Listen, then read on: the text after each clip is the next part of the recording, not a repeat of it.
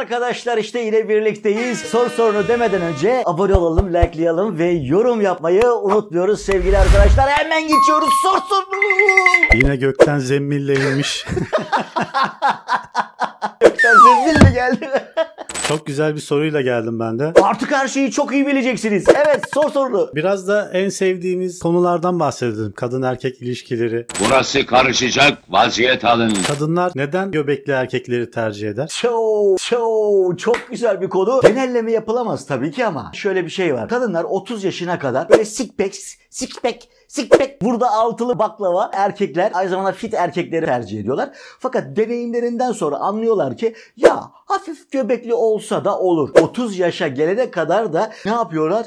Göbekli hafif kilolu erkekleri de aynı aplikasyon gibi indiriyorlar. Ama onlar cepte. Onlar cepte duruyor. Genellikle bakış alanları ne taraf? Six pack'ler onların peşinde bir süre koşuyorlar. Bir deneyim elde ediliyor. O deneyimden sonra da 30 yaşa kadar eğer bir başarı elde edilemezse o hafif göbekli erkeklere teveccüh ediliyor, yöneliyor. Niye peki o da? Düşünüyor. Diyor ki ya diyor bunun göbeği varsa diyor bu her gün diyor 1,5 İskender'i gömüyordur diyor. Eğer diyor ben de bununla birlikte olursam diyor ben de diyor 1,5 İskender'i gömerim diyor. Öyle bir çıkarımı var, böyle karşılaştırması var. Çünkü garanticidir, yani garantiye alıyor kendisini. Haklıdır da tabii ki. İçgüdüsel bir bakış açısı diyebilir miyiz? Garantiye alma bakış açısı. Dolayısıyla hemencecik böyle gübecikli erkeklere doğru yönelim sağlanıyor. Six-pack diyoruz, fit erkekler diyoruz da o erkekler sürekli olarak vücudunu o kadar çok seviyor, o kadar çok beğeniyor ki sabahtan akşama kadar vücut çalışıp hep ayna karşısında kendine bakıyor. Yok pozu yaptım mı, kas yaptım mı, sırt kası, ense kası, göt kası. Kendilerine aşık. Adam kendine aşık olunca kadın da diyor ki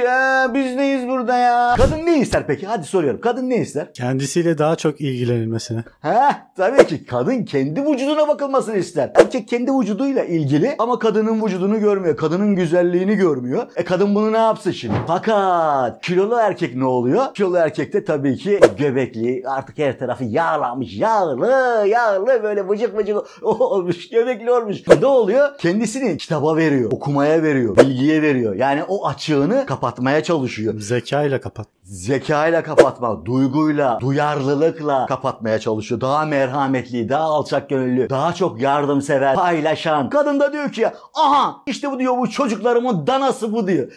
Çocuklarımın babası bu diyor. Ondan sonra hemencilik adama tabii ki yapışıyor. Amerika'da yapılan bir araştırmaya göre her 5 kadından 4'ü kaslı, baklava dilimli olan erkekleri değil, baba göbeği olan erkekleri tercih ediyor. Damızlık gibi bir şey mi? Ya burada karşılıklı bir al-ver dengesi var. Potansiyel görüyor aslında. Evet. O potansiyeli yönelik biraz içgüdüsel bir yaklaşım oluyor zannedersem. Karşılıklı o potansiyeli ortak bir potada eriterek birbirlerinden yarar sağlıyorlar. Zaten şöyle bir söz var. Kadınlar kendinde eksik olanı tercih eder. Erkeklerse kendine benzeyeni tercih eder diye bir tespit var ilişkilerde.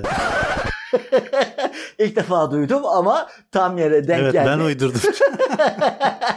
Manzara koyduk oldu. O yüzden de kadınlar kilolu erkeklere, şişman erkeklere, göbekli erkeklere daha çok teveccüh eder. Erkekler 1,5 İskender'i gömün.